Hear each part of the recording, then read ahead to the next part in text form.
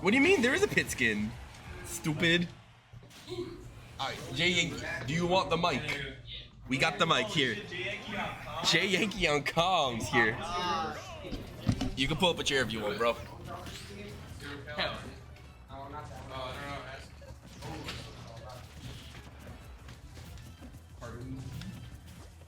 Oh, fuck down. Pardon you. What the Sigma? You are not pardoned. Alrighty, diddly do. Getting into our round robin, round one. Very interesting. Smash the sure. Let's smash the glass. 12.5. Save Project Agito. Rest in peace. Very interesting pick from Gajasa here with the Dark Pit over his usual Diddy. Diddy. Not that kind of jump.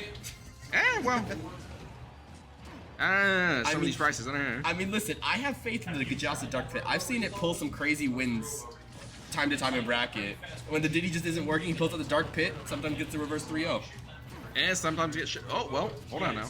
I mean, he's holding his own right now. He's actually lapping Croix in percent. Goodness gracious. The arrow. If there's one thing that Samus is going to be very good at in this matchup, it's both kill power and, honestly, a big part is going to be needing to play those mind games around the Guardian Orbitars, or whatever the move is called. A lot of the time, it will stand as a threat, but edge guards like that are exactly what you need in the situation as Croix, and now it's all about that extra damage, especially with half a charge shot on lock. Indubitably. See, with most characters, you would think, oh, Dark Pit just, like, he has to tickle him and he's gonna die. Samus, a little bit beefy. A dash attack, maybe? Yeah, I mean, even a dash attack with the correct DI, because of no rage, I do not know if that will be a surefire kill. Oh, indubitably. And at ledge? stand corrected. At ledge, PS2. At ledge, definitely. Fresh. And fresh stocks for both players right here, both at very low percents. A lot of the time, Gajasa going to be looking for those air-to-air interactions and using those multiple jumps to play around Samus's lackluster speed sometimes. Yeah, and a big clunky hitbox. And he's definitely not going to be wanting to do. He's definitely not going to be wanting to hit Casper with his fucking side B. That's definitely not. That is not in the playbook. Hold on now. Hold on. That tether, the Zair. The Zair actually working for once in this game. Half the time a Zair will never work. We never know why. Okay, falling out of it. Catching the air dodge in. Very good patience from Croix. Gajasa's not happy with that one. And we also see one of the first times of the classic Samus jab one run back grab. The most true untrue combo in this game, according to Yabi. It is literally more true than Samus jab wanted to jab to. I'm so serious. There it is, once again. Very true, according to Mr. Sakurai. So. Very true, according to Croix's gameplay. Goodness gracious. And the roll catch with the charge shot.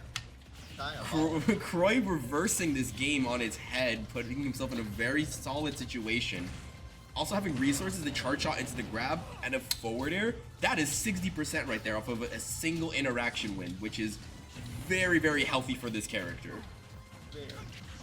And there are going to be your characters like your Yoshis and your Marios that'll get potentially an entire stock of a one neutral interaction. Ooh, Gajasa's not out yet. Not hitting Casper this time, actually hitting his target as intended.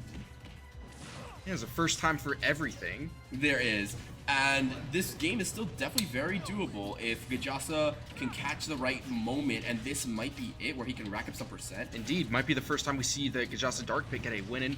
Ooh. Not the first time I've seen someone fall out of Samus up smash. And a beautiful Zair for coverage there, and the forward air going to be taking game one for Croix. That coverage with the Zair was very beautiful there, knowing exactly where Nick would position, Gajasa would position himself, and covering that general area. And more than one option, honestly. Even if Gajasa air dodged there, he still would not have been in a good position without any jumps. Now, will we see a counterpick from either players? I believe I heard Gajasa say he was switching to regular pit, but will we? Ooh, no stage change. Interesting. So there's something interesting I've noticed about Smash Ultimate players in particular. They insist on going back to stages that they just lost on. I think part of that is, especially with your more hard-headed players, they are determined to prove to themselves that they can win on that stage, and they will not defect from them. Even if they are down 0-2 in a Grand's reset, they will continue to go to the same stage because they are in their head, they're like, you know what? I refuse to lose a set on this stage. I want to take at least one game on this stage before counterpicking. They are going back to the stage because of the so-called free will. The so-called free will of Also Smash true. players. And we're gonna see the change to regular pit from Dark Pit, which Such a difference. there is in the arrows. You just see arrows and that's it. I mean, in this matchup, it is something that definitely matters, especially with the different kinds of recovery mix-ups that Croix can do with Bomb. It definitely helps to have a more flexible arrow where you can cover those options and be more flexible in your edge guards compared to the Dark Pit stronger arrow, but a lot of the time, Samus is going to be able to get around that. True. Also, one thing though, I feel like Dark Hit might be a little bit more advantageous on PS2 just given the smaller side blast zones where you're gonna have that side B which will be killing off the sides more often than not, and the relatively high ceiling of PS2. I do agree with that. That is definitely true. However, I feel as if generally, as a Pit player, you would not want to be going to PS2 against a Samus in the first place. That is true. Gajasa, why? Oh wait, no, he's playing right now. He can walk me. He can walk me through the thought process. So in the post-game interview, Post-game interview. very good spot dodge on the grab, knowing that Croix is looking for those interactions based off of grabs. And did he just walk wait, up wait, and he's forward legit. tilt? Hold on. Both very even in percent right now. Both are at kill percent. Anyone can take this first stock, and that will just give him so much momentum. And it will be the up B out of shield coming out from Croix to give him the head in this game. Not like that. Not like that. What was that one? What was that one Philly local where it was like one of the side brackets was Naked Twister? Oh, that was a bear. I think it was a Bears. Naked I be wrong. It was a joke circulating on Twitter for a while. More like Freaky Delphia. Instead of Frunko Dome, it's Freaky Dome. Freaky dome. Freaky Dome bracket. Man, it sounds like an amusement park. So true. Oh, the arrow interrupting the grab there. Very good on Gajasa's part, angling it just ever so slightly down as to interrupt the grab animation and save himself. But the classic Samus spot dodge to up B will be catching Gajasa being lazy around his spacing. But a very beautifully timed down B will keep him alive a little bit longer on the stock. Ooh, okay. Very nice air dodge with the triple jump. But the back air is going to stuff out his retreat regardless. Croix being up a stock and then some right now, trying to get as much extra damage as he can to keep his momentum going. And one thing about Croix is that he is always super... I mean, I know it's a Samus thing, but the way that he maneuvers with neutral tools such as Zair and his half charge shots, it's very impressive how he can play in the corner and thrive off of such little stage control most of the time. And even when he doesn't have that stage control, ooh, goodness gracious! Even when he doesn't have the stage control, he can get it so fucking easy just because of the tools that Samus has. Look at that. Yeah, and a lot of the time, it definitely is a factor that plays in where Croix is making Gajasa feel so pressured into approaching to the point where Croix could just be sitting in shield on the ledge. Ooh, but Finally, a pit down very there worked. nice time down there. But there will be times where Croix can just be sitting on the ledge in shield and have some resources like a charge shot available to him. And Gajasa will still be pressured to just go and fly in his face to try and make some sort of scrap happen.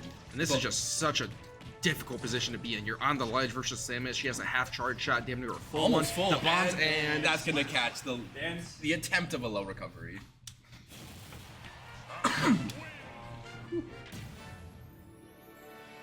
Now, are we gonna see the switch back to Dark Pit?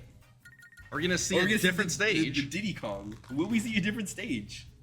Will we see the score being updated? I think not. Oh, I think not. You are correct. It will never be updated. I forgot that we had this program. Big Why Battlefield? did you give him 2? Oh, I gave the wrong person too. Nah, he's up 2. Goddamn. Oh yeah, totally. He's up 2. Oh my god. Oh my And god, we this will be is- seeing the switch to Diddy Kong and the switch of stage. Finally, no more PS2. Finally. No more PS2. They finally have free will for once. We will be seeing the Diddy Kong and the switch to Dark Samus. Oh my goodness. Dark. Oh my god, we're getting edgy. Alright, great googly moogly, it's time. Great. Tournament game for Gajasa. No, it's a round robin. He still's got Round robin. Robin. This is his set game. If he doesn't win this game, then the set is Croix's 3-0. And I definitely do like the change of stage here. I think Hollow Bastion is going to definitely benefit Gajasa a lot more than it can benefit Croix. Although it seems like I'm being proven wrong right here. I'm also very curious to see, especially with such a late character change in terms of overall character, not just Pit to Dark Pit, how Croix will adapt to item play with Banana, because that is a big factor when playing in this matchup that you have to adapt to. But it looks like it's unfazing him as he is currently up so much with and in possession of the banana. And now in possession of the banana. You are correct. And almost getting an SD. Oh my goodness. Just imagine Dark Samus with Bomb and Banana or Gyro, like top one ledge trapping in the game. As if Samus needs it. She does not. Exactly. But Croix currently lapping Gajasa. He's definitely going to need, you know, unironically, to pull something else out of his back pocket besides that banana. Where does he even get that banana? His back pocket. Around. Does he though? Yeah, sure he does. Where else Ooh, would not you get a quite yet, banana? not quite yet. I don't know. The 4 there. Ooh, not quite, not quite. And a very... I think that up B was definitely... I know Gajasa. That was an intentional up B, but he wanted to destroy the barrels and not go with the landing that left him that much end lag. I know he wanted to try and land on top of Croix directly to try and cheese a stock, or at least get Croix in a very disadvantageous position. And now Croix up 3-1 stocks. Although this looks like this might be the end of his first one. And a potential comeback for Gajasa. And one criminal move that Diddy has is his forward tilt, especially when in terms of edge guarding. It is such a potent kill tool when you are creating those ledge trap scenarios. And the fact that it could also hit below, as we saw earlier when Croix ran out of ledge invincibility. Yeah, as if Diddy needs a killing frame, whatever the fuck tilt that'll hit ledge hang, as if he needs it. Diddy is a weird character. He's obviously insanely good, but he is a character where you need everything to go right and such technical precision to where if you are not, you know, full throttle with this character, knowing what you're doing, you will sometimes have a hard time because you won't understand how to use this character in, you know, specific situations where, yes, Diddy can get out, but you need to know what to do and how to do it. Right now, Gajasa at 120 on his set stock. This could be the end for him if Croix gets one good smash attack or one good back air on ledge.